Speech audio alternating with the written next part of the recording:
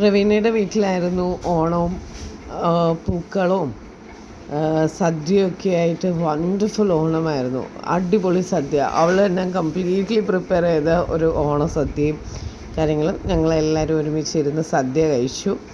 കഴിഞ്ഞ് കുറച്ച് പെണ്ണുങ്ങളുടെ ഫോട്ടോഷൂട്ടൊക്കെ ആയിട്ടാണ് ഞങ്ങൾ ഫോട്ടോഷൂട്ടൊക്കെ ചെയ്തു. അത് കഴിഞ്ഞ് കുറച്ച് സെൽഫി ടൈം, പിന്നെ സെൽഫിയൊക്കെ എടുത്തു. ഇരുന്നുകൊണ്ടിരുന്നപ്പോൾ തോന്നി ഒന്ന് മോളിൽ പോയാലോ ഒന്ന്. പോയി കഴിഞ്ഞപ്പോഴുണ്ടല്ലോ മോളുടെ മുന്നിൽ കുറേ BMW മെർസിഡീസ് ബെൻസും ഓടിയും ഒക്കെ. അത് കഴിഞ്ഞിട്ട് ഞങ്ങൾ കയറി കഴിഞ്ഞപ്പോൾ ഒരു ആനയുടെ പടവും, അത് കഴിഞ്ഞിട്ട് ഒരു സൂപ്പറായിട്ട് കേരള ഓണം എന്നൊക്കെ പറഞ്ഞ് ഫുൾ കേരള ഓണം എന്തൊക്കെ റിപ്രസെൻ്റ് ചെയ്യുന്നു, തിരുവാതിര റിപ്രസെൻ്റ് ചെയ്യുന്നു, വെള്ളം കളി റിപ്രസെൻ്റ് ചെയ്യുന്നു, അത് കഴിഞ്ഞ് കഥകളി റിപ്രസെൻ്റ് ചെയ്യുന്നു, അങ്ങനെ മഹാബലീനെ റിപ്രസെൻ്റ് ചെയ്യുന്നു.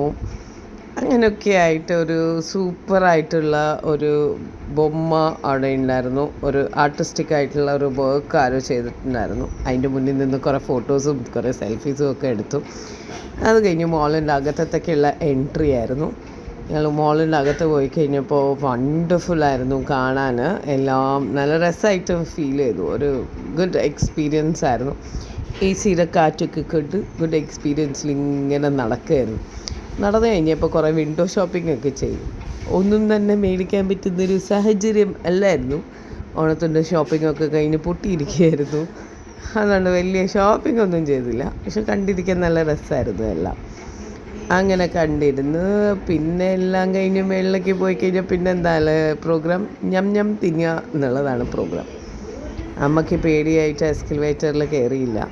അപ്പോൾ ഞങ്ങളൊരു ഫുഡ് ബ്ലോഗറിനെ കണ്ടു, അർജുൻ എന്ന് പറഞ്ഞ. അത് കഴിഞ്ഞിട്ട് ഞങ്ങൾ ആനയുടെ കൂടെ ഫോട്ടോ ഒക്കെ എടുത്ത് വീട്ടിലൊക്കെ എത്തി. Happy Onam to all.